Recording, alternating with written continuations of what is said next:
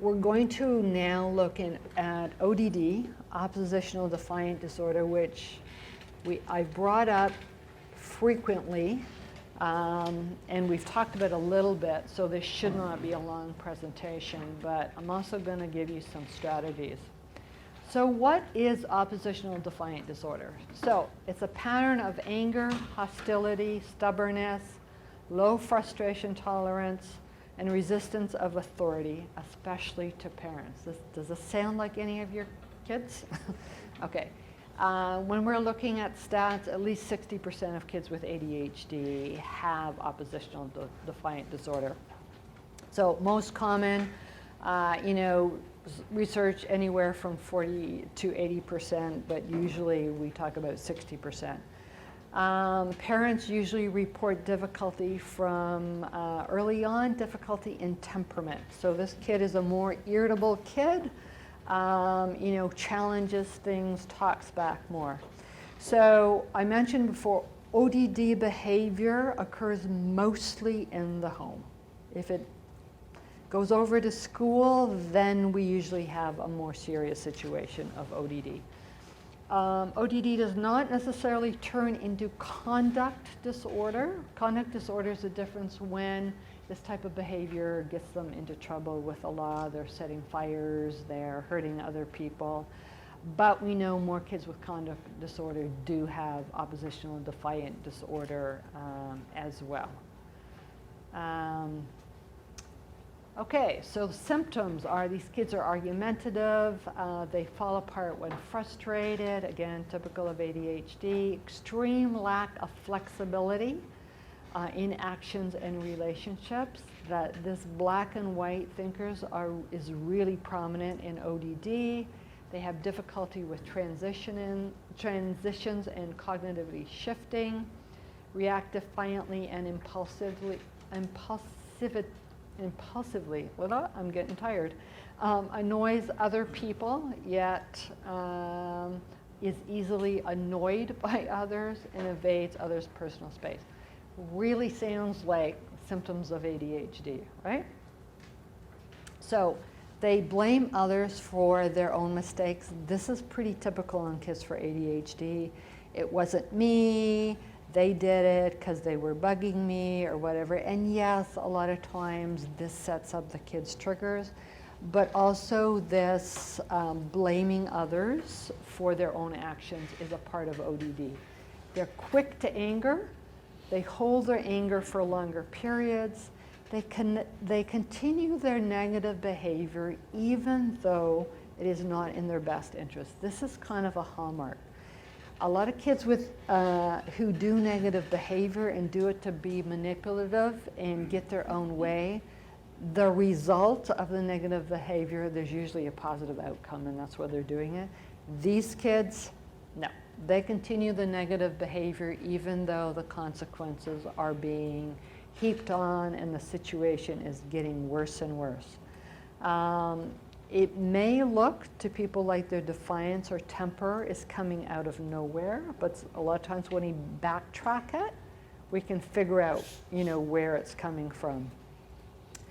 They may have additional sensitivities to clothing and smells, and we know kids with ADHD, more of them also have sensory issues, something to think about and look at. We talked about them being more sensitive when they're hungry and tired, and meltdowns are more common. And we've been talking about meltdowns for 2 days. Meltdown is when a child basically loses that. Good way of telling is when you look into their eyes, they're not there anymore. They get this different look in their eyes where you can't reach them right now. You can't have a reasonable discussion. They've totally depleted their fuel tank and they are just lashing out and reacting, right? They're not able to control their emotions and self-regulate their behavior at that point. Okay, so what we know about ADHD, what research tells us, is it's driven by biological issues. So when we put emotional dysregulation plus impulsivity, plus executive functioning impairment, and self-regulation impairment together, again, we know all these things, we set these kids up for having ODD, right? So parenting, the way parents can influence the ODD is it can be impacted by disruptive, inconsistent parenting. So switching from very strict to very passive parenting. So parenting does not cause ODD. ODD is caused by having this profile to start with. And when we do research, Dr. Ross Green with an E at the end, phenomenal world-renowned researcher. In his research, it shows that 99 point something% of kids with ODD have something else. ADHD, Tourette syndrome, non-verbal learning disability, OCD, autism, something. So we know there's this neurodevelopmental thing happening in these kids that sets them up to have ODD. But we know parenting can either make ODD better or worse. So understanding that, parents can influence this is very important. So, and research has showed us the stricter parents are, the more likely the child is going to have ODD. The stricter, the worse the ODD. Not exactly what we would expect. Those who are not educated, the public would think that ODD is caused by parents who let their kids get away with everything. Parents who let their kids argue, parents who don't have consistency in rules. Yes, not having consistency in rules can fuel more ODD and inconsistent parenting can, but it definitely does not cause ODD. So how do we normally react to a child's defiance? So if a child is giving us pushback, questioning the rules and regulations, telling us that we're not the boss over them, how do we normally react to a child who is doing that? How do you react to your kids when they're doing that? Unless you're phenomenal parents, your knee-jerk reaction is you're going to push back with what they're giving you, right?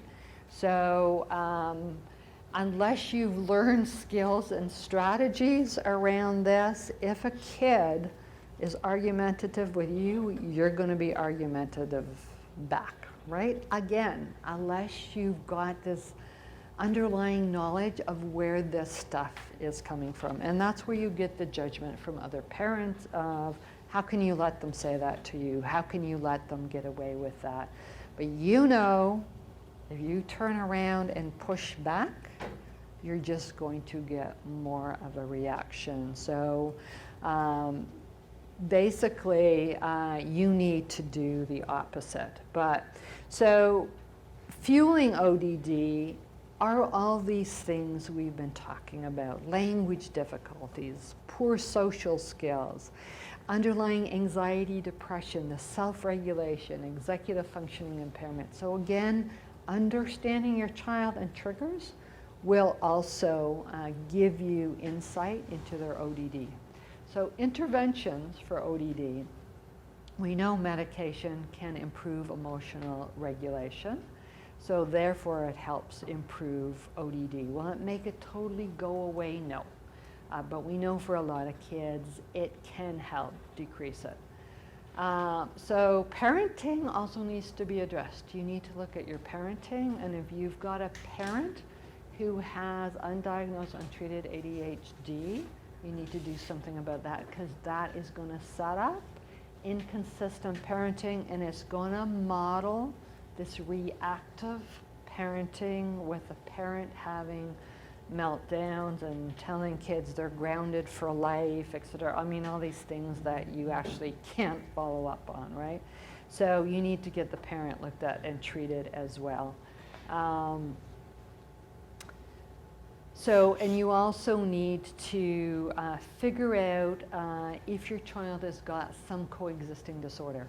So if they've got ADHD, you know, and you're thinking they may have anxiety as well, get it assessed for and treated. Doesn't always need to be medication. Cognitive behavior therapy can be very useful, but some kids need as well, because the anxiety will be feeding into this as well.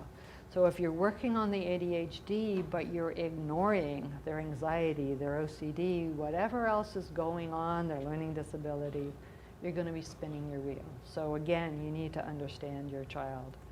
So, situation, a child turns over a desk at school or table at home when asked to stop activity. So what should be going through your mind if that happens? I mean, obviously you want to put the child in a safe place and quieten them down. So things you should be asking yourself: what was the trigger to this? What happened before this? Even, you know, if you're beyond using the ABC chart, this should be going through your head all the time. What happened before? What impairments are fueling this, right? So, yes, would other kids get in their face? You know, they give pushback. Okay, but what's the underlying impairment to this? What are they having difficulty with? You know, there's too much stimulation, you know, they can't shut down. Whatever it is that's happening, you need to ask those questions. Use the ABC chart if it helps, definitely. And have there been accommodations and strategies put in place? And actually, are they being used? A lot of time they look really good on paper, but they're not implemented. Have all these things been put in place to help their child, or is your child reacting because they're not getting the support, you know, that they need? Again, when things happen at home, have in your mind and set up what you're going to do in those situations. Where are you going to put the child? How are you going to calm them down? And then when you have time, and I get it, all got really, really busy lives. We spend a lot of time just doing and reacting. But in this case, it's really important to be proactive and give this stuff thought. Collaborative and proactive solutions, which used to be called collaborative problem-solving approach. Same thing, the name change has to do with universities and copyrights, and I'm not going to go into all that, but it's usually referred to as CPS. This is something that was developed by Dr. Ross Green. He's written a book called The Explosive Child. I think it's also been rewritten. There's another book called Lost at School. Both phenomenal books, easy to read, not hugely medical, have a lot of examples, like real life examples of these kids. But his whole underlying premise in this is children do well if they can, not children do well if they want to. So, and actually, if you just Google his name, he's got great videos. And then where he talks about that, and he said, it seems like a very, very simple theory, you know, that underlies all this. But if you think about it, he says, most of the things we do with these kids at home and at school has the underlying belief that the child is choosing to do this or the child doesn't want to do this, right? He's basically saying these kids are impaired in something.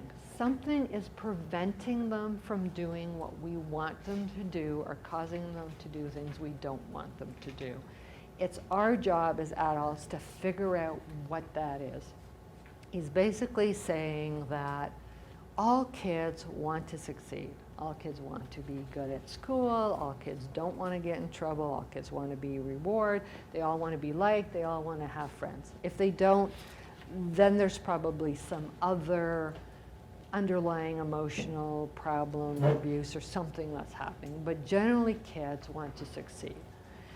The theory that we need to motivate, I mean, yes, other than, increasing rewards for these kids, But the underlying theory is that these kids just need to be more motivated. They need to get more consequences. We just want to make them want to do this more so they do it.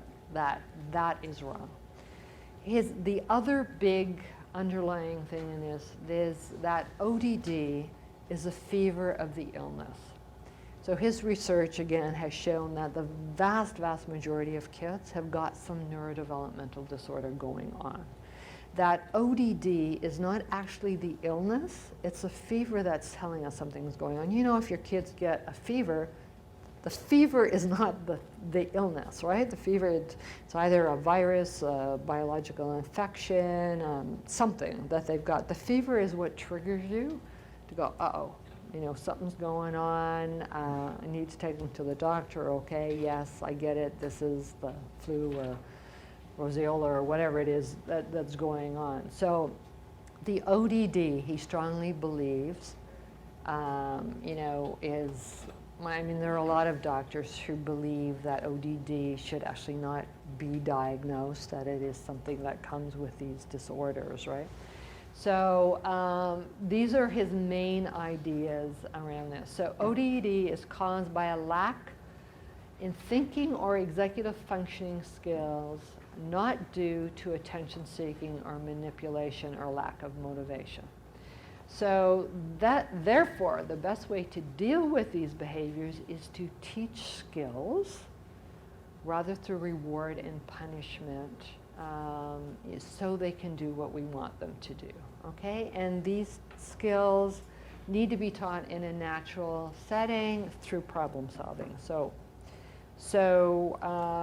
summary of this, so the research on this has shown us that CPS works just as good, if not better, than any other behavioral plan. So by trying CPS, you're not going to be damaging your child, right?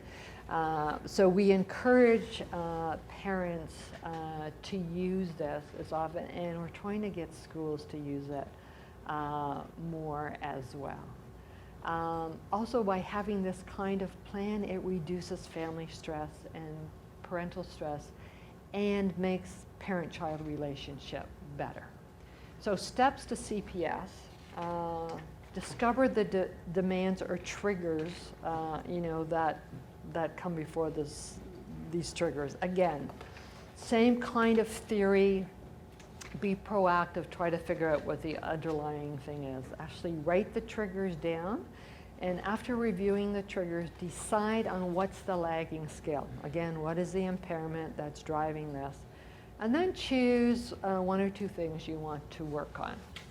So the way we do a CPS approach, and again, this is going to be a really quick overview. I really encourage you to Google Ross Green, the CPS approach. Phenomenal website. He's got videos, he's got examples, he's got charts and all kinds of tools you can use to implement this. Great, great resources. It's free for anybody to access. He's got parent discussion groups. You can get part of you know, parents who have been implemented this, their success, their problems, all kinds of things. So basically, when a behavior happens, the adult needs to choose, are they going to put it into basket A, B, or C? Basket A is for things that you decide, this is something of such sheer importance, there's going to be no questions asked, the parent has to impose their will. Usually these are for safety things, right? It's like, we don't run across the street. We're not going to negotiate this, we're not going to talk about this. This just is because it is. But most of these kids, you don't want to do this very often. Kids with ODD have an issue with the no word, or you won't, or you can't, or when they hear that, they give huge pushback, right? So you don't want to set up those situations where you're saying, you will do this because I say. Kids with ADHD frequently challenge and say, why do I have to do this? What is it? And if you take the time to explain to them why, this rule, they're much better at complying, but you don't often want to put things in basket A. So basket B is when a parent looks at something and says, you know what, I think this is not a big thing. Remember I talked about choosing your battles, right? Where you say, okay, is it really important they make their bed every day? Is it really important they do this? Is this something I'm going to let go for now to deal with at a later time, right? Okay, so again, it's the adult making that choice. So basket C is when you decide this is something that's important and we're going to use this collaborative problem-solving approach. So you sit down with your child and you say, okay, there seems to be a problem here, this is causing an ongoing issue, or you if you can, let the child state the problem, right? So you both voice your concerns about a situation. And the rule of thumb is you have to be quiet and hear out the other person, right? You have to let the child speak, and the child has to let you speak. You then brainstorm about solutions and try not to be judgmental and tell your child what they're saying is stupid.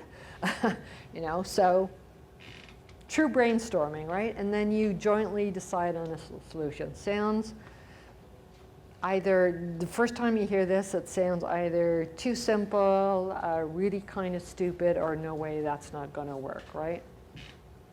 So example of this, this is one of the videos he's got. Father and son talking about the child not brushing their teeth because they've just come back from the dentist. Child has 3 cavities again. Child is continually refusing to brush their teeth. So child says, I hate brushing my teeth. I'm not going to brush my teeth. Dad says, okay, but from my perspective, we've got a problem. It's a health perspective. You're constantly having cavities. You're getting to the age where your adult teeth are coming in. You're going to have cavities all over your mouth. And it's really expensive to constantly go to the dentist. This is something we've got to do something about. So let's talk about it. And the child says, I hate the taste of toothpaste. It makes me gag. I hate brushing my teeth. This is something I hate doing. And the dad says, okay, I get it. You don't like the taste of toothpaste, but we've tried 3 toothpastes already. You don't like any of them, so you're not brushing their teeth. So we still got this issue. And then they're quiet for a while, and the child says, what if I don't use toothpaste? And the dad says, I don't know. I thought it was good to use toothpaste. It's got fluoride. You need toothpaste. But he said, I don't really know. Let me look into that. Maybe I'll talk to the dentist. So they meet the next day, and Dad said, gee, I had a talk with a dentist. And he said, you know what? The vast majority of benefit of brushing your teeth is the brushing. Yeah, toothpaste is good, but we've actually got fluoride in the water, or, and yes, the dentist said it would be good if we eventually find a toothpaste we like, but he said it's much better that you brush your teeth with water than not brushing at all. So they come to this compromise. The child says, yeah, I can do that. And Dad says, okay, you promise you're going to brush your teeth, but we're still going to look. The dentist had a suggestion for the toothpaste you might like. We're going to try that too, but you're going to brush your teeth twice a day, every day with water until we get to the next. So they've compromised, and this thing has been an ongoing problem for a couple of years.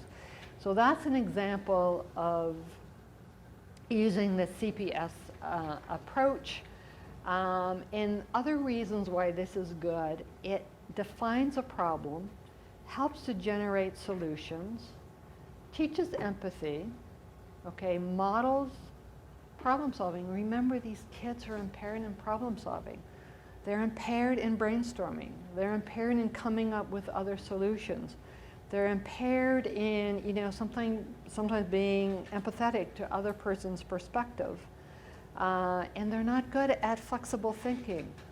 This models all of these things for it, and it helps them practice all these things. It helps them have the opportunity to hear somebody else's perspective. That's not just being a pain and insisting I do this. There's a reason he wants me to do this, and yes, this is a problem, right? It's also been shown that it greatly increases adherence of the child to the rules because they've helped decide on the rules. They've bought into the rules. So there's just a whole bunch of links here on, videos, different things you can access. A whole lot of links there, but again, you can just Google Ross Green. Again, whole lot of links there. I'm going to stop right now.